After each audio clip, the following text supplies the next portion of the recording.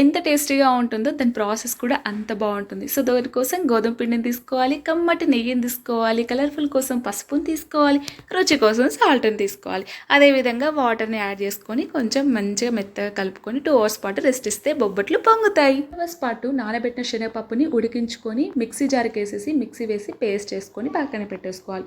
So ఇప్పుడు ఏంటంటే మనం పూర్ణాన్ని ప్రిపేర్ చేయాలి. సో అందుకోసం ఏం చేస్తున్నాం, ఈ పేస్ట్ నేను స్టవ్ మీద ఇప్పుడు గిన్నె పెట్టేసి దాంట్లో కొంచెం నెయ్యి వేసి ఇప్పుడు ఈ పేస్ట్ని దాంట్లో వేసేసి కొంచెం నెయ్యి వేసి కమ్మటి తీపి బెల్లాన్ని కూడా వేసేసి ఇందులో మంచి ఫ్లేవర్ కోసం ఇలాచి కూడా వేసుకొని అలా ఈ పూర్ణం అనేది లడ్డు అయ్యేంత వరకు ఈ గరిటెతో తిప్పుకుంటూ ఉండాలి. పట్టు కోసం మనం వెడల్పాటి చపాతీ పిండిని తీసుకొని దాంట్లో కొంచెం రౌండ్ షేప్తో పూర్ణపు లడ్డుని పెట్టేసి మంచిగా క్లోజ్ చేసేసి ఇక్కడ చపాతీ కర్రని తీసుకొని ఈ విధంగా బొబ్బట్టులాగా ప్రిపేర్ చేసుకుంటున్నాం.